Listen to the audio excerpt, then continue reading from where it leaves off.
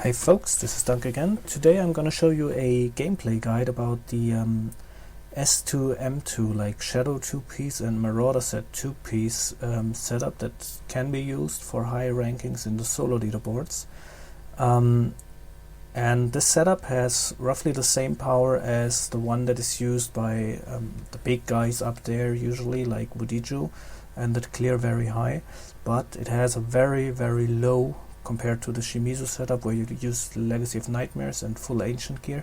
It has a very low gear requirement to be used because it doesn't need to be ancient stuff. I have a guide for that, a gearing guide as well, and you can watch that if you want. Okay, now you will see me here on a map that is not ideal. The ideal maps are the usual suspects like the Silver Spire Act 4 map or the Ariad Crater Act 3 map. But you can see, even on this map, you can get spots where you have high density. And this is what I'm doing here. I have 2 elite packs. And you can see I'm running around all the time. See, Convention of Elements is turning on lightning with like 15 stacks of the Fan of Knives weapon. And starting from 20, I usually activate my Vengeance, so I get even more toughness. And at the end of the cold rotation, I check my spot where I want to sit. I activate my Companion. After fire comes lightning, and then I blow them up. And to precisely time all that, what is happening there, because you have the Wolf Companion, you have Marked for Death in this case, and you have Vengeance, and you need to have your stacks of the Traveler set to be at 100 to do maximum damage. To manage all this and at the same time be able to organize your pets, that's all the purple dots that you can see on the minimap. That is something that is not trivial, and I will explain to you how that works. Okay, on this map you see those pets and the follower as well. They are purple dots, and usually they are running behind you and engage the next monster they find. And here you can see they run behind me, and some of them have been teleported up there. And the problem about that is that you have so many of those pets, and those pets, you need them, you need this for toughness, otherwise you have no chance to survive at all.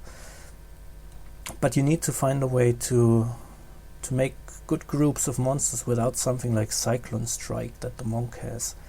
And the difficulty in this is to move like this, and then they will teleport to you, and then move back, because the monsters from the right side of that small pulling area here are following into that pack. Now I move to the right and hope that the pets, at least some of them, teleport to me and don't block the monsters on the left side again. And then I can move in, activate my Companion, and after I got my 100 stacks and lightning, I can blow them up. And those 2 elites are still living, but in the end they will play a big role because this is a power pylon. And then I go back and check what the heck.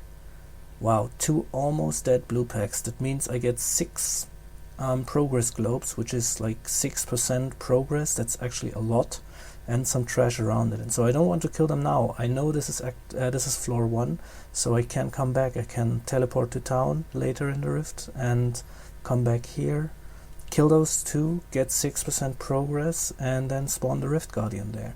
And this is actually what happens in the end. Okay, here in this map, the final outcome is that you see I lose time a bit, and I see those 2 yellows, and yeah, that's not good.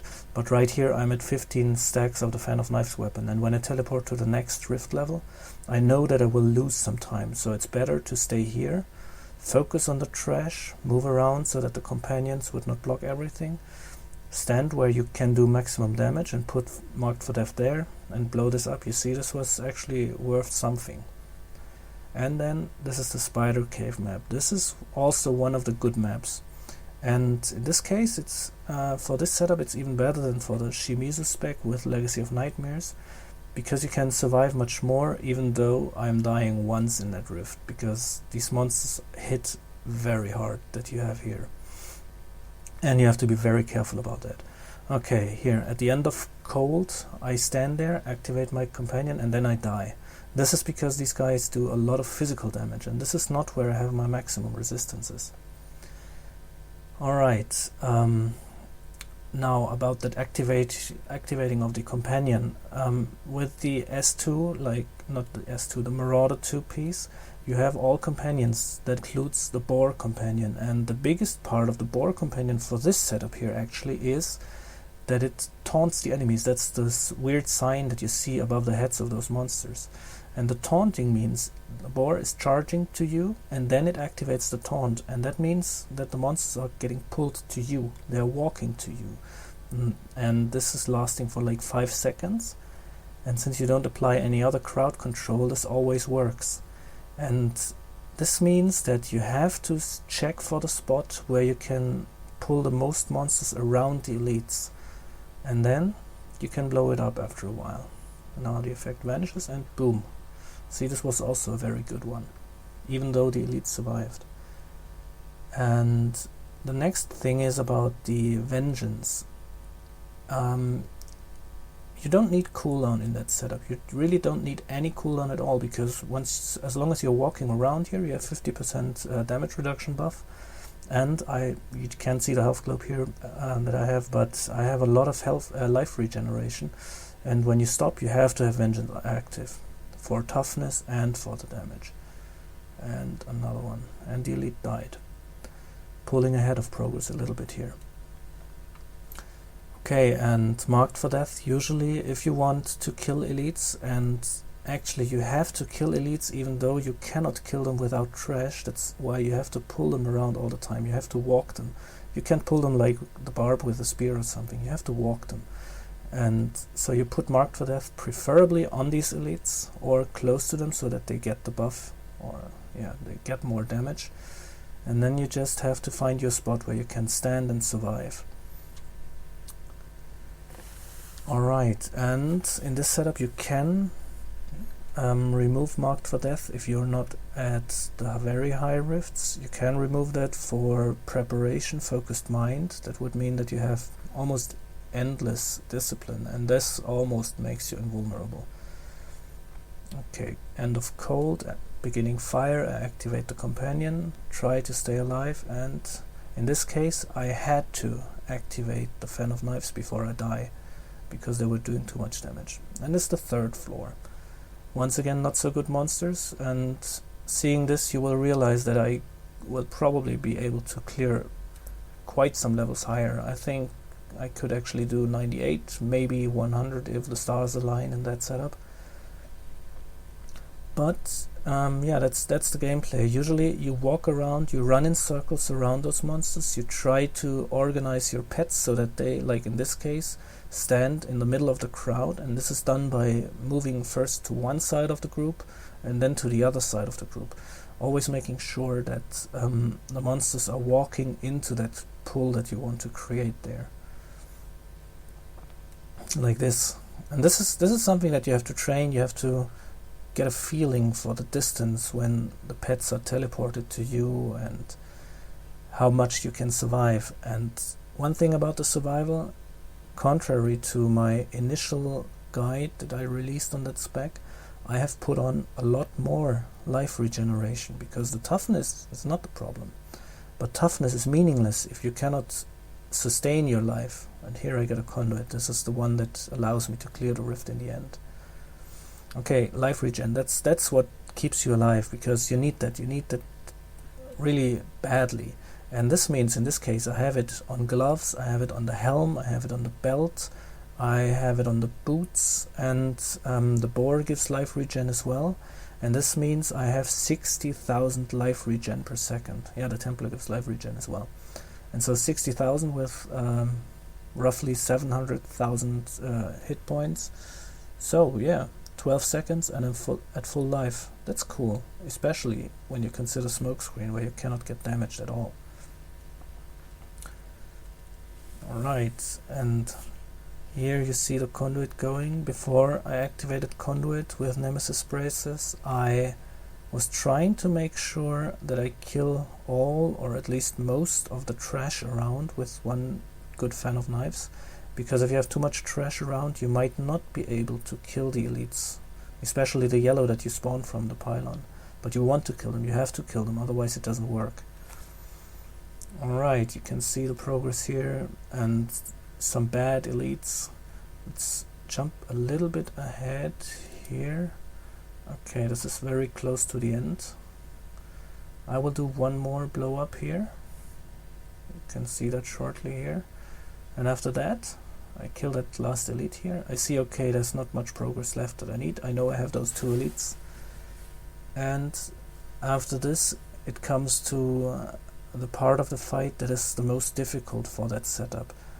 The weak spot of that spec is not killing trash, it's not pulling ahead in the rift. That's actually pretty easy to pull ahead in the rift. The weak spot is the boss. You need to have a power pylon or 5 minutes or something in 95 for me to kill the boss. And here, yeah, I didn't even have to get my Traveler set buff up. I just went there and blew them up. And it's Cold Snap. This is extremely good because Cold Snap deals mainly elemental damage. Only his melee attack is physical damage, and you have esoteric alteration in. And that means that you can survive everything he does, and when he freezes you, he just activates smoke screen, and it really doesn't matter.